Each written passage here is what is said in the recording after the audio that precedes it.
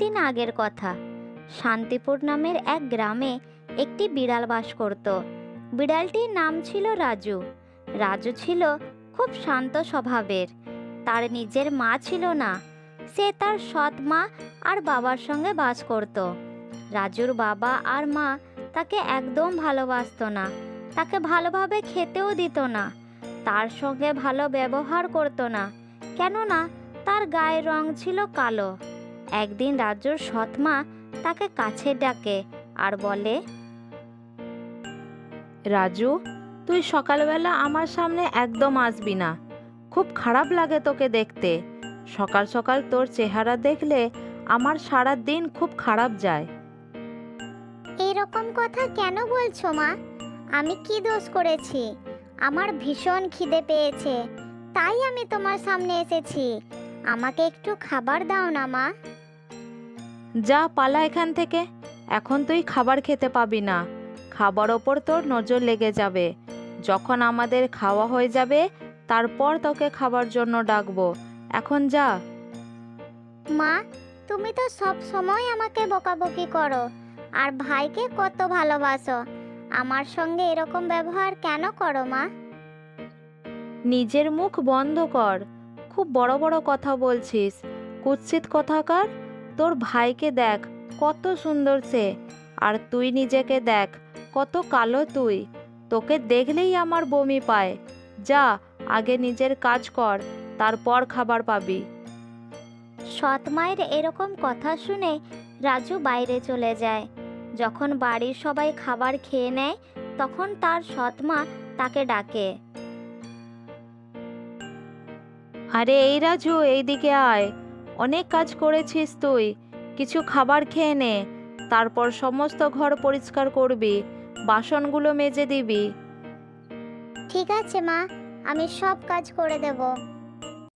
রাজু যখন খাবার খেতে শুরু করে তখন সে দেখে সমস্ত খাবার বাসি। খাবারগুলো নষ্ট হয়ে গেছে। এসব কি মা? সব তো বাসি খাবার দিয়েছো আমাকে। আমি যদি এই বাসি খাবার খাই তাহলে তো আমি অসুস্থ হয়ে যাব। আমাকে আজকের খাবার দাও না মা, আমার খুব খিদে পেয়েছে। বেশি কথা বলিস না। তোর খাবার ইচ্ছা হলে খা, না হলে না খেয়ে মর। আমার কি? আর শোন, এই বাসনগুলো পরিষ্কার করে দিস। আমার আরো অনেক কাজ আছে, বুঝেছিস?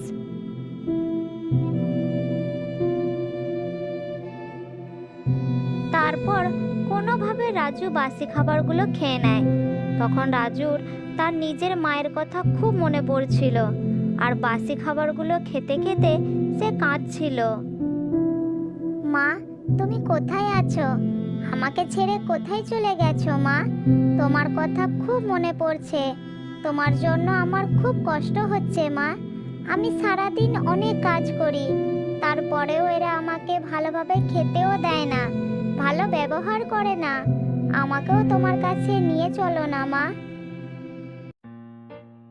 একদিন রাজু তার বাবার কাছে যায় আর তাকে বলে, বাবা, আজ আমার জন্য কিছু খাবার নিয়ে আসবে।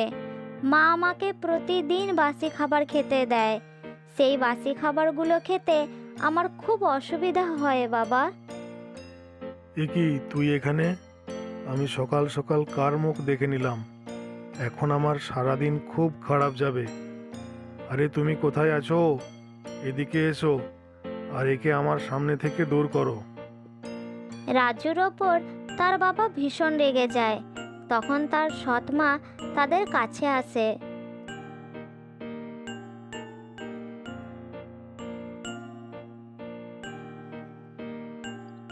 আরে এই অপয়া, তোকে কতবার বলেছি না যে সকাল সকাল আমাদের সামনে আসবি না, কিন্তু তুই তো আমাদের কথা শুনবি না। রাজু তার বাবা আর মায়ের এই ধরনের কথা শুনে আশ্চর্য হয়ে যায় যে একজন বাবা তার নিজের সন্তানের সঙ্গে এই ধরনের ব্যবহার কিভাবে করতে পারে। তারপর সে কাঁদতে থাকে। আমি যদি এতই খারাপ, তাহলে আমি এই ঘর ছেড়ে চলে যাচ্ছি। তোমাদের থেকে অনেক দূরে চলে যাচ্ছি, চিরদিনের জন্য। হ্যাঁ হ্যাঁ, তুই চলে যা এখান থেকে। তুই চলে গেলে এখানে কারো কিছু অসুবিধা হবে না। কমসে কম তোর মুখ আর সকাল সকাল আমাদের দেখতে হবে না। মা, আমিও তোমার ছেলে। তুমি মা হয়ে এই ধরনের কথা কি করে বলতে পারলে? তুমি দেখে নিও, একদিন এই ছেলের জন্য তোমাদের গর্ব হবে। আমি চললাম। আর এই কথা বলে রাজু সত্যি সত্যি ঘর ছেড়ে চলে যায়।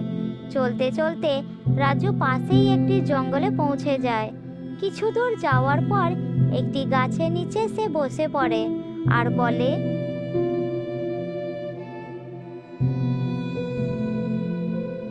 ভালোই হতো যদি আমিও মরে যেতাম। আমার বাবা মা আমাকে একদম ভালোবাসে না।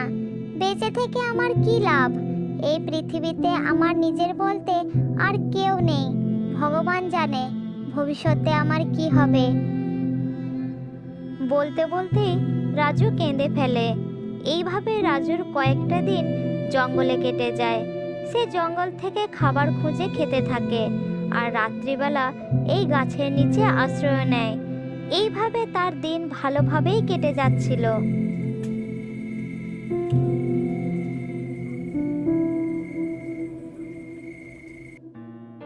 একদিন রাজুর ভাই চলতে চলতে এই জঙ্গলেই এসে পৌঁছায়। হাঁটতে হাঁটতে সে গভীর জঙ্গলে প্রবেশ করে। তখন সে ভীষণ ভয় পেয়ে যায়। এমন সময় আকাশ কালো মেঘে ভরে যায় আর বৃষ্টি ছাড়াই সেই মেঘ থেকে বিদ্যুৎ চমকাতে থাকে।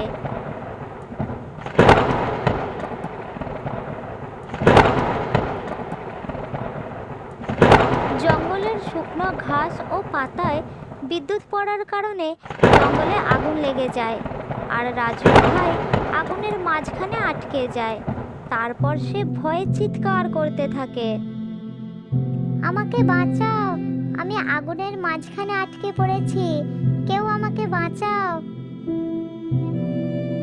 দেখতে দেখতে পুরো জঙ্গলে আগুন ছড়িয়ে পড়ে। ঠিক সেই সময় রাজু সেই গাছের নিচে বসেছিল। চিৎকার শুনে সে ওই দিকে দৌড়ে যায়। রাজু দৌড়ে গিয়ে দেখে তার ভাই আগুনের মধ্যে আটকে পড়েছে। তারপর সে কোনো কিছু চিন্তা না করেই আগুনের মধ্যে লাফিয়ে পড়ে আর তার ভাইকে ধাক্কা দিয়ে বাইরে বের করে দেয়। কিন্তু দুর্ভাগ্যবশত সে নিজেই আগুনের মধ্যে আটকে যায় আর তার শরীর আগুনে পুড়ে যায়। কিছুক্ষণ পরে আগুন নিভে গেলে রাজু সেখানেই শুয়ে থাকে।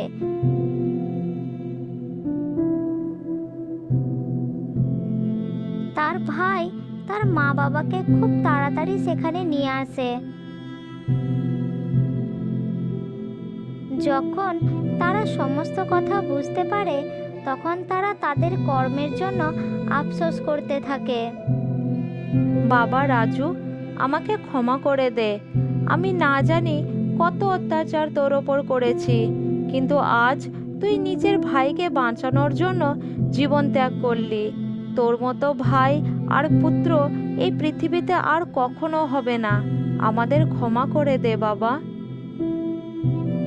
রাজুর ভাই, বাবা আর মা রাজুর মৃত শরীরের পাশে দাঁড়িয়ে কাঁদতে থাকে।